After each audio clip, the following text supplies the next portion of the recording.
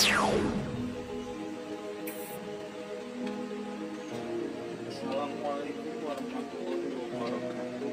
Kami dari mahasiswa Universitas Juanda Bogor.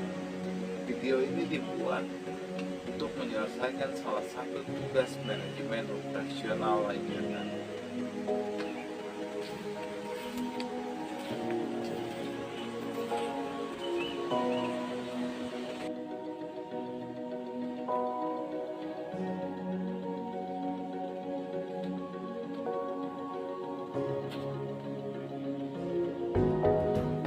Dengan dosen pengampu Ibu Tini Kartini, SE, MH. Sebelum masuk ke materi, perkenalkan kami dari kelompok 2 dengan beranggotakan 9 orang.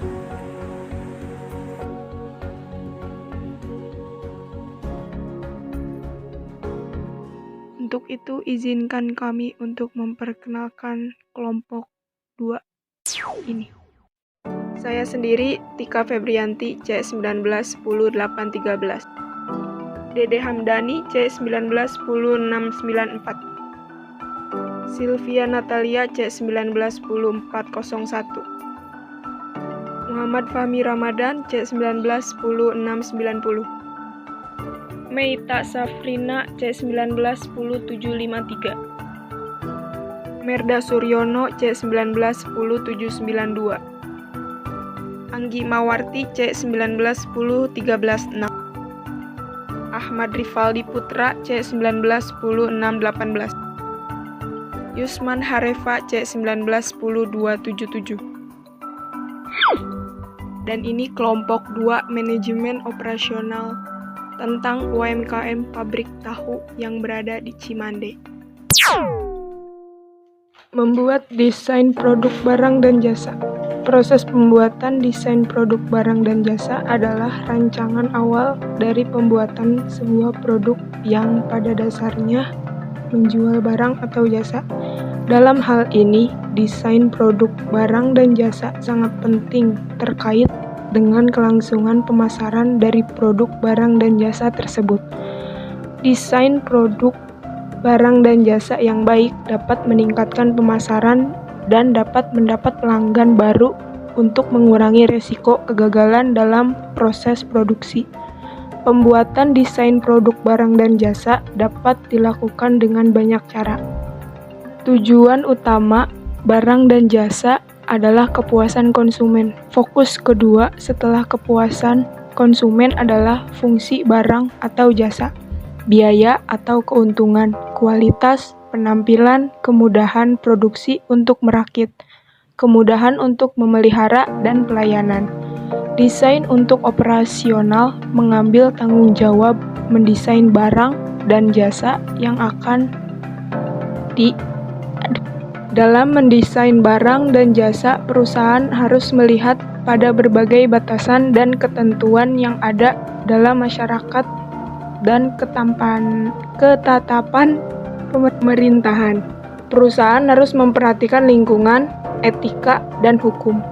Berbagai ketentuan hukum tentang barang dan jasa telah ditetapkan oleh pemerintah ataupun lembaga masyarakat seperti Lembaga Konsumen Indonesia. Perencanaan produk juga harus memperhatikan lingkungan alam. Kepedulian perusahaan akan kelestarian lingkungan yang ditunjukkan dengan rancangan produk ramah lingkungan mulai banyak dimunculkan di akhir abad 20 ini. Perancangan produk seperti UMKM yang kami teliti di pabrik tahu, desain produk tidak dapat dilakukan dalam waktu singkat. Beberapa proses harus dilalui untuk sampai pada upaya pewujudan gagasan dalam produk nyata. Adapun tahapan dalam mendesain produk. 1. Menerjemahkan keinginan dan kebutuhan konsumen ke dalam produk dan jasa yang dibutuhkan. 2. Memperbaiki barang dan jasa yang sudah ada. 3. Mengembangkan barang dan jasa baru. 4. Memformulasikan, merumuskan kualitas tujuan. Kelima, merumuskan target biaya. Keenam, menyusun dan melakukan uji pada properti. Ketujuh, mendokumentasikan spesifikasi barang dan jasa yang dihasilkan. Untuk produk kami, yaitu pabrik tahu yang mendesain tentang struktur dalam bentuk yang diambil persegi. Adapun jika sudah diproduksi akan berubah bentuk. Untuk jasa, menggunakan jasa manusia yang sering disebut seperti karyawan. Di sana tidak menutup kemungkinan adanya karyawan tetap karena beroperasionalnya menggunakan fleksibilitas yang diartikan jika ingin bekerja ya bekerja, kalaupun tidak karena bahannya tidak ada. Desain proses ialah suatu kegiatan dengan melibatkan tenaga manusia, bahan serta peralatan untuk menghasilkan produk yang berguna baik barang atau jasa. Tujuan pada artikel ini adalah 1. Untuk menambah wawasan tentang cara pembuatan tahu kedelai. Yang kedua, untuk memberikan informasi kepada masyarakat bahwa mayoritas warga di kelurahan untuk memberikan informasi kepada masyarakat. Adapun manfaat yang dapat diperoleh dari artikel ini adalah manfaat teoritis, memberikan masukan dalam khasanah pengetahuan dalam bidang pertanian, memperkaya perkembangan pertanian khususnya dalam pembuatan tahu kedelai.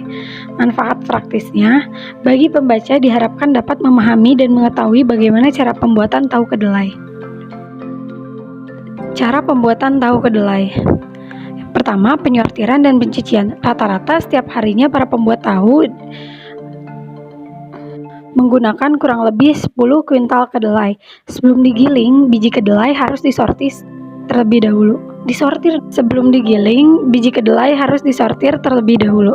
Tujuan dari penyortiran adalah agar mendapatkan kedelai dengan kualitas yang baik dan terbebas dari kotoran. Selanjutnya, biji yang sudah disortir kemudian dimasukkan ke dalam ember yang berisi air mengalir sehingga kotoran dapat terlepas. Kedua, perendaman. Selanjutnya adalah proses perendaman. Kedelai direndam selama 6-12 jam. Perendaman dilakukan agar kedelai dapat menyerap air sehingga dapat lunak dan kulitnya mudah untuk dilepas. Cara untuk mengupas kulit kedelai adalah dengan diremas-remas dalam air. 3. Penggilingan. Kedelai yang sudah direndam lalu ditambah air panas dan dimasukkan ke dalam alat penggiling. Cara penggilingannya adalah biji kedelai direndam air panas selama beberapa menit, kemudian dimasukkan ke dalam penggilingan yang digerakkan generator. Biji-biji kedelai tergiling menjadi halus dan menjadi bubur putih yang kemudian ditampung dalam panci besar. Yang keempat, pendidihan. Pendidihan bertujuan untuk menonaktifkan zat antinutrisi kedelai dan meningkatkan nilai cerna. Cara pendidihan ini adalah bubur kedelai dimasukkan ke dalam wajan besar lalu dipanaskan di atas tungku, lalu diberi sedikit air. Selama pendidihan maka akan keluar busa, sehingga perlu diaduk. Waktu untuk proses pendidihan ini kurang lebih 15-40 menit. Yang kelima, penyaringan. Proses selanjutnya adalah bubur kedelai disaring agar diperoleh sari kedelainya. Caranya adalah bubur kedelai diletakkan di atas kain mori kasar yang ada di dalam panci. Setelah itu, kain mori ditutup lalu diletakkan di antara penjepit papan kayu yang berada pada permukaan panci. Papan kayu diletakkan sekuat-kuatnya agar semua air terperas semua. Proses penyaringan ini dapat dilakukan berulang kali. Selanjutnya, sari kedelai yang masih hangat dan berwarna kuning ditambah dengan batu tahu atau air cuka sehingga timbul jonjot-jonjot putih. Penggumpalan ini berlangsung selama 10 menit agar mendapatkan protein yang sempurna. Pencetakan. Yang keenam, pencetakan. Cara pertama adalah dengan memisahkan air asam atau cuka dengan meletakkan tampah di atas endapan kemudian ditekan. Setelah itu, gumpalan protein dimasukkan ke dalam cetakan yang bagian bawahnya diberi kain mori, lalu ditutup dan di atasnya diberi pemberat. Lalu tunggu sekitar 3 menit. Jadilah tahu kemudian dipotong sesuai permintaan konsumen. Perebusan. Langkah selanjutnya adalah tahu direbus didiamkan dalam air rebusan sampai saatnya akan dijual. Tujuan dari perebusan ini adalah agar tahu tidak mudah basi. Faktor yang mempengaruhi penentuan lokasi pabrik serta manajemen operasional yang terkait dengan produksi tentu akan menjadi keputusan yang sangat penting bagi sebuah perusahaan atau organisasi. Keputusan yang salah ketika memilih lokasi usaha beserta beragam fasilitas produksinya jelas akan berpengaruh besar terhadap investasi yang ditanamkan. Pemilihan lokasi perusahaan industri dipengaruhi oleh beberapa faktor yang pada prakteknya akan cenderung berbeda antara pabrik yang satu dengan yang lain menyesuaikan dengan produk yang akan dihasilkan. Sebelum memutuskan suatu lokasi yang akan dipilih, perlu untuk mempertimbangkan dan memprediksi apa saja yang akan terjadi di masa depan yang berhubungan dengan perusahaan seperti perencanaan ekspansi, diversifikasi produk, perubahan market atau pasar, perubahan sumber pasokan, peraturan pemerintah, dan lain sebagainya. Dari studi kasus yang kami temukan dalam wawancara dengan produksi pabrik tahu, kami menemukan bahwa pabrik tahu tersebut melibatkan faktor-faktor penentu lokasi pabrik, yaitu 1. Letak market atau konsumen, menyangkut dengan biaya distribusi serta kos lainnya yang terkait dengan jangkauan pemasaran tentu akan membesar seiring dengan jarak antara lokasi produksi dengan konsumen. Yang kedua, ada pasokan bahan baku. Lokasi yang dekat dengan pemasok bahan baku dan pendukung lainnya jelas akan menjamin stabilitas pasokan serta mengurangi biaya pengiriman bahan untuk produksi. Yang ketiga, ada fasilitas transportasi dan infrastruktur.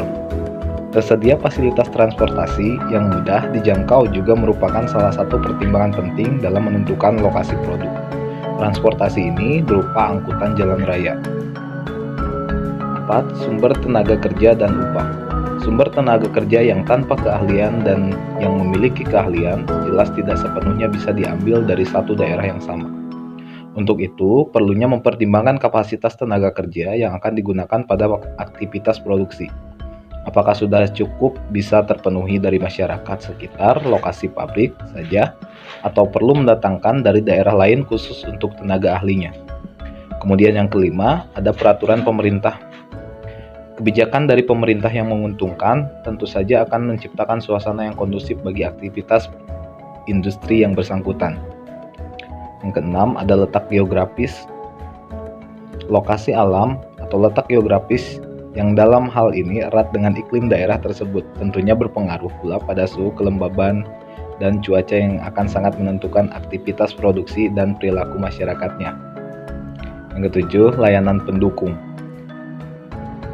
Pentingnya mempertimbangkan faktor penentu atau pemilihan lokasi pabrik adalah untuk mendukung keberhasilan perusahaan dalam mencapai target yang diinginkan. Dalam studi kasus ini, kami menemukan bahwa mungkin lokasi yang diambil oleh produksi pembuat tahu ini terletak di wilayah masyarakat yang merupakan tenaga kerja asli daerah situ. Makanya kondisi yang kami temui terlihat kurang nyaman dan kurang bersih, dan dari segi produksi terlihat tidak teratur. Penjadwalan adalah aktivitas perencanaan untuk menentukan kapan dan di mana setiap operasi sebagai bagian dari pekerjaan secara keseluruhan harus dilakukan pada sumber daya yang terbatas, serta pengalokasian sumber daya pada suatu waktu tertentu dengan memperhatikan kapasitas sumber daya yang ada. Pengalokasian sumber daya untuk mengerjakan sekumpulan tugas dalam jangka waktu tertentu dengan dua arti penting sebagai berikut. A. Penjadwalan merupakan suatu fungsi pengambilan keputusan untuk membuat atau menentukan jadwal. B. Penjadwalan merupakan suatu teori yang berisi sekumpulan prinsip dasar, model, teknik, dan kesimpulan logis dalam proses pengambilan keputusan yang memberikan pengertian dan fungsi penjadwalan. Tujuan penjadwalan adalah untuk mengurangi waktu keterlambatan dari batas waktu yang ditentukan agar dapat memenuhi batas waktu yang telah disetujui dengan konsumen. penjadwalan juga dapat meningkatkan produktivitas mesin, mengurangi waktu menganggur. Klasifikasi penjadwalan. A. Penjadwalan maju. Operasi penjadwalan dimulai dari tanggal penerimaan order secara maju dan kemungkinan terjadi persediaan bahan baku sampai pada giliran diproses.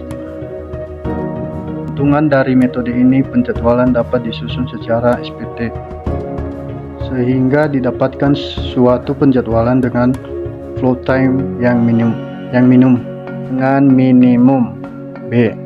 Penjadwalan mundur. Suatu teknis penjadwalan dimulai dari waktu penyelesaian operasi terakhir. Keuntungan dari metode ini adalah mengurangi barang setengah jadi. Output penjadwalan.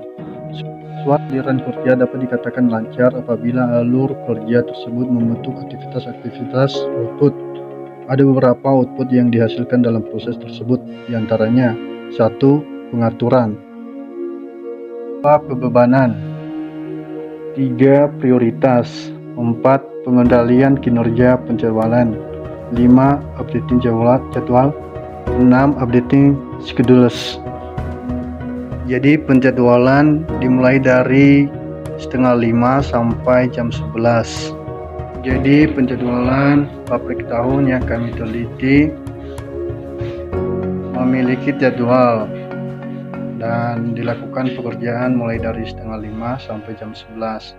Nah, di sana dari setengah 5 itu dilakukan penjualan, di mana penjualan itu dilakukan di keliling, di pasar, dan juga ada pesanan dari luar. Dan seterusnya mulai dari jam 1 melakukan produksi sampai jam 5. Dan untuk penjadwalan hari libur itu tidak ditentukan karena melaksanakan dengan fleksibel dan tergantung pada karyawan, di mana karyawan ingin libur dan tergantung pada bahan produksi, di mana bahan kadang karena ada keterlambatan karena ada hambatan, di mana kalau kan untuk pabrik kayu diperlukan kayak kayu. Jika seandainya kayu tidak ada, jadi itu hambatannya, jadi karyawan tidak bekerja. Supply Chain Management (SCM) atau manajemen rantai pasok adalah serangkaian kegiatan yang meliputi koordinasi penjadwalan dan pengendalian terhadap pengadaan, produksi, persediaan, dan pengiriman produk ataupun layanan jasa kepada pelanggan yang mencakup administrasi harian, operasi, logistik, dan pengelolaan informasi mulai dari pelanggan hingga ke pemasok. Industri rumahan tahu crispy Cimande, Jawa Barat. Seiring bertambahnya tahun, industri rumahan tahu berkembang baik dari segi jumlah pelaku industri, kapasitas produksi, mitra industri. Industri rumahan tahu Cimande, Jawa Barat memproduksi produk tahu untuk dijual kepada pengecer yang tidak hanya berasal dari Kelurahan Cimande tetapi dari daerah lain. Rantai pemasok industri rumahan tahu ada 5 komponen utama atau pelaku dalam supply chain management. Pemasok, pabrik pembuat barang, pedagang besar, pengecer, dan pelanggan. Rantai pasokan industri rumahan tahu di Cimande, Jawa Barat dikelola dengan sistem pengelolaan konvensional. Berdasarkan logika bisnis dan pengalaman mengelola, industri rumahan di Cimande, Jawa Barat secara tidak langsung telah mengimplementasikan manajemen rantai pasok serta pengiriman. Seluruh aktivitas ini mencakup aktivitas pembelian dan pengalih-dayaan ditambah fungsi lain yang penting, baik hubungan antara pemasok dengan distributor. Industri rumahan tahu secara tidak langsung telah memenuhi tujuan manajemen rantai pasok melalui kemampuan menghasilkan produk dengan harga murah, kualitas yang baik, memenuhi permintaan tepat waktu, dan kemampuan menyediakan produk dan limbah seperti pemanfaatan sisa tahu. Wirausahawan melakukan pengelolaan rantai pasok dengan tujuan untuk mencapai mampu menghasilkan produk murah, mampu menghasilkan produk yang berkualitas, mampu menghasilkan permintaan tepat waktu atau memenuhi permintaan tepat waktu, mampu menyediakan produk yang bervariatif. Manajemen persediaan merupakan salah satu bagian dari perusahaan. Bagian tersebut berfungsi untuk menjaga dan mengatur persediaan yang dimiliki perusahaan. Beberapa aktivitas yang dilakukan dalam manajemen persediaan mulai dari cara memperoleh persediaan, menyimpan, hingga persediaan tersebut dimanfaatkan. Persediaan di sini dapat berupa bahan baku, bahan pembantu, bahan dalam proses, barang jadi, bahkan suku cadang. Mengatur jumlah persediaan tidak semudah yang diperkirakan. Jika persediaan terlalu banyak, maka akan makin tinggi biaya untuk penyimpanan. Sebaliknya, jika kurang malah bisa menghambat proses produksi.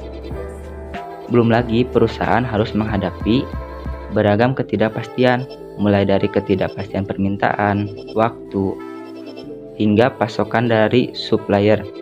Inilah yang membuat inventory manajemen sangat penting dilakukan.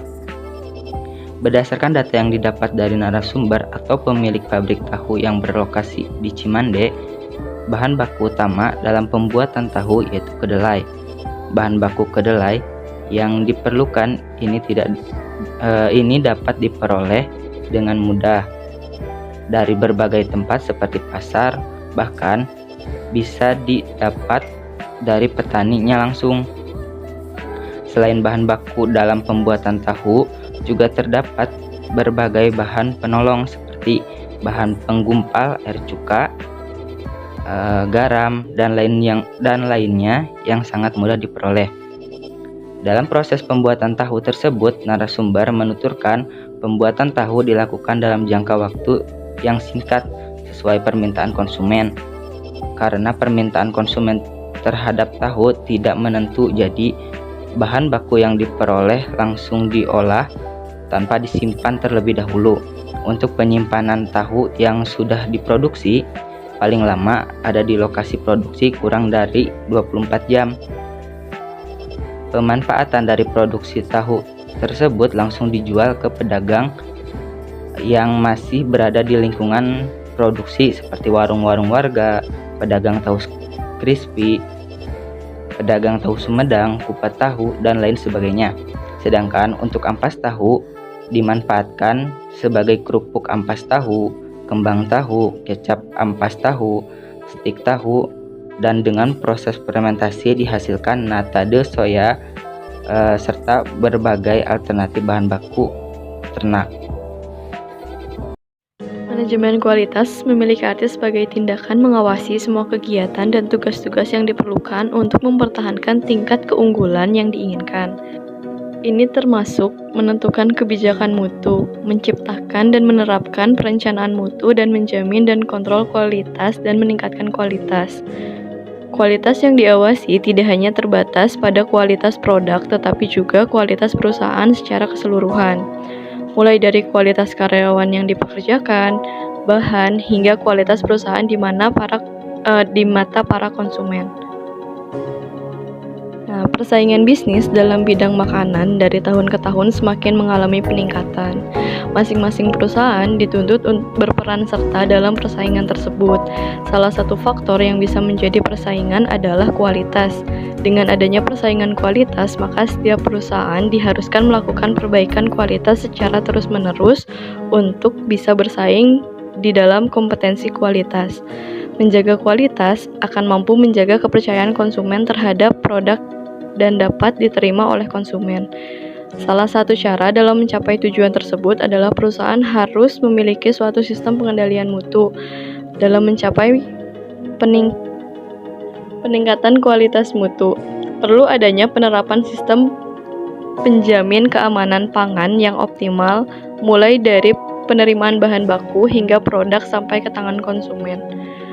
Konsumen menginginkan produk yang diterima memiliki mutu yang baik, sesuai yang diharapkan, dan konsisten mutu yang selalu dijaga. Kualitas mutu yang baik dapat diperoleh dengan cara pengendalian mutu yang dimulai dari bahan baku, bahan pembantu, proses produksi, serta seleksi produk akhir yang dihasilkan. Permintaan konsumen terhadap produk tahu sendiri pada saat ini cukup besar karena tahu merupakan makanan yang tak luput dari masyarakat Indonesia, sehingga produk tahu yang dihasilkan setiap harinya juga cukup besar. Nah, dalam menjaga produk tahu yang baik sesuai dengan permintaan konsumen, perlu diadakannya pengendalian mutu di dalam produksi tahu. Untuk mencapai peningkatan kualitas mutu tersebut, diperlukan adanya penerapan sistem jaminan yang optimal, mulai dari penerimaan bahan baku hingga produk sampai ke tangan konsumen. Nah, membahas kualitas tentunya banyak sekali faktor pendukung, mulai dari proses awal yang dimulai dari bahan baku sampai menjadi produk jadi seperti yang sudah dipaparkan sebelumnya. Dari wawancara yang sudah dilakukan di salah satu UMKM pabrik tahu yang akan kami teliti, yang berlokasi di Cimande, Caringin, Bogor, yang berdiri dari tahun 1984, yang tetap eksis sampai saat ini, tentunya selalu melakukan perbaikan terus-menerus untuk menjamin kualitas produknya. Yang menjadi kekuatan dari UMKM ini adalah produk yang tidak menggunakan bahan pengawet sama sekali. Tentunya tahu ini sehat karena bahan baku dari tahunya adalah bahan alami seperti yang sudah dibahas di poin sebelumnya. Dalam pelaksanaan operasi produksi, pemeliharaan akan merupakan bagian yang tidak dapat dipisahkan dengan pelaksanaan operasi produksi tersebut. Penggunaan sarana dan fasilitas produksi yang terus-menerus, apabila tidak didukung dengan pemeliharaan yang memadai, akan berakibat kepada timbulnya kerusakan dan peralatan produksi yang dipergunakan tersebut dalam waktu yang relatif singkat. Gangguan-gangguan pelaksanaan produksi yang kurang terpelihara juga akan semakin sering dalam pabrik tersebut. Pemeliharaan yang baik dan teratur kepada sarana dan fasilitas produksi dalam pabrik tersebut akan dapat menunjang kelancaran pelaksanaan proses produksi dalam pabrik yang bersangkutan. Hal semacam ini akan terasa untuk beberapa pabrik yang berproduksi untuk pasar, di mana pada umumnya pabrik-pabrik semacam ini akan mempergunakan mesin-mesin yang bersifat khusus. Mesin dan peralatan produksi dalam perusahaan semacam ini akan dipergunakan dari hari ke hari tanpa mengenal istirahat, kecuali ada waktu-waktu yang sudah ditentukan. Manajemen sumber daya manusia adalah suatu proses yang terdiri atas perencanaan, pengorganisasian, pemimpin dan pengendalian kegiatan-kegiatan yang berkaitan dengan analisis pekerjaan, evaluasi pekerjaan, pengadaan, pengembangan, kompensasi, promosi, dan pemutusan hubungan kerja guna mencapai tujuan yang ditetapkan. Manajemen sumber daya manusia terdiri atas rangkai keputusan yang terintegrasi tentang hubungan ketenagakerjaan yang mempengaruhi efektivitas karyawan dan organisasi. Manajemen sumber daya manusia merupakan aktivitas-aktivitas yang dilaksanakan agar sumber daya manusia di dalam organisasi dapat digunakan secara efektif guna mencapai berbagai tujuan. Adapun tujuan-tujuan MSDM terdiri dari 4 tujuan, yaitu 1. Tujuan organisasional,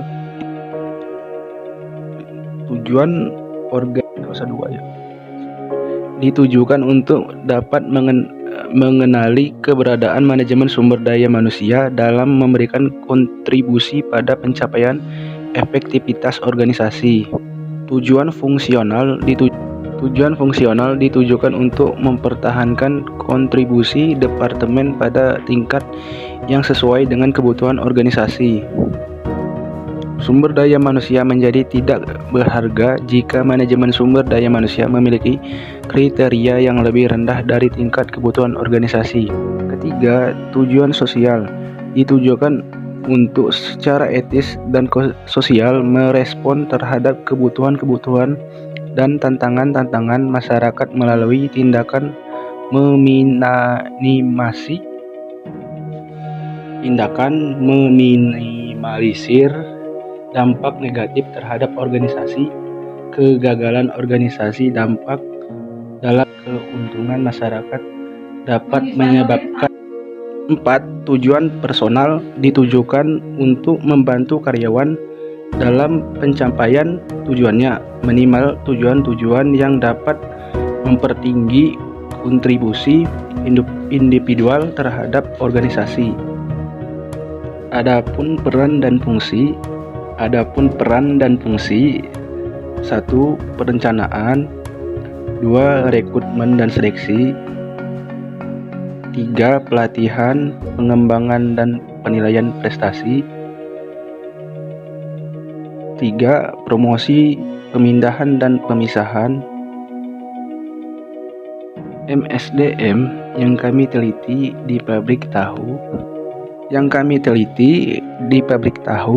memiliki 9 karyawan dan 1 pemilik yang memfasilitasi tempat tinggal karyawan yang mendapatkan bonus yang menjadi rahasia pabrik tersebut.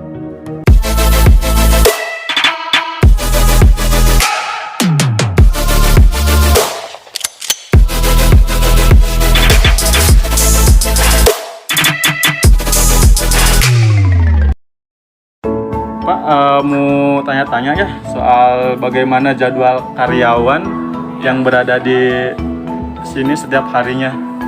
Oh, jadwalnya jam kerja gitu. Jam kerja dia pagi subuh itu berangkat dagang dulu. Oh, dagang dulu. Pulang sekitar ya jam 11 jam 12. Oh, iya. Baru langsung bikin tahu sampai sore. Iya. Istirahat baru paginya dagang lagi. Berarti mulai dari jam kalau ininya sih jam setengah 5 subuh pagi. Nah, dagang sampai jam 4 lah ya.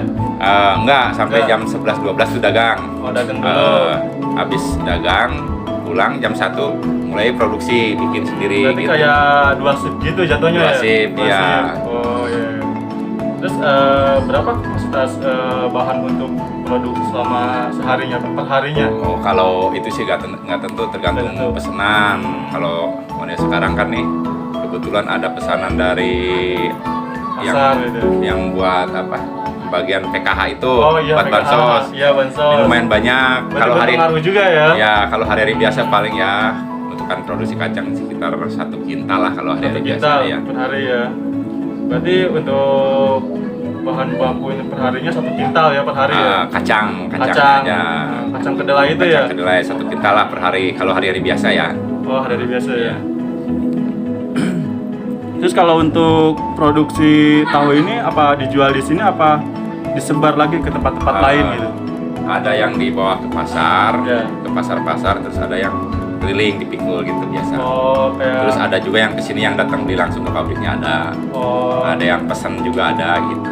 Berarti ada yang pesanan juga, emang pesanan, ada langganan juga gitu. Ya, biasa kan banyak tukang gorengan tuh yang suka pesen. Ya, itu aja sih. Tahu crispy kayak gitu. Ya, itu banyak datang langsung ke sini. Sebenarnya mau tanya, pabrik ini tuh berdiri dari kapan ya, Pak?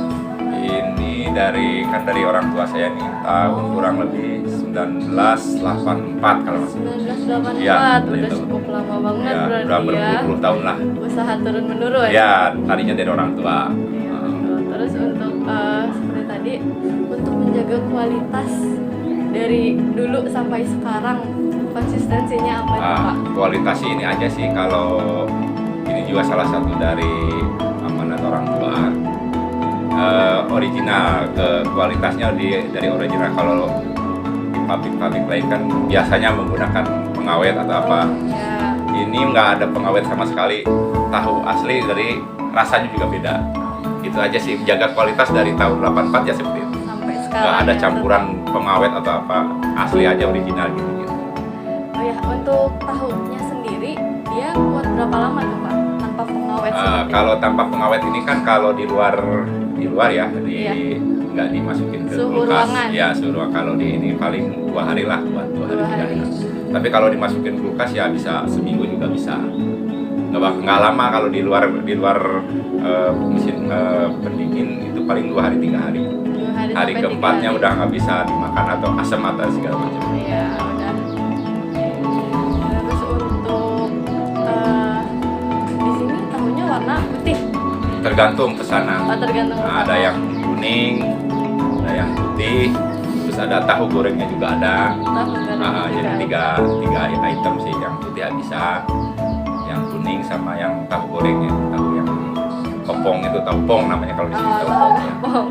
Nah, terus untuk yang di sini tuh ukuran tahunya semua rata seperti itu atau memang tergantung pesanan juga? Enggak, kita kan melihat situasi di masyarakat juga. Kadang-kadang kan ada yang ukuran kecil, ada yang banyak, tergantung sih. Tapi biasanya kalau yang di ngider di pikul apa ke pasar itu bermacam berbagai ukuran ada. Berbagai ukuran Jadi nggak jenisnya. tahu satu ukuran, nggak macam-macam, banyak ukuran.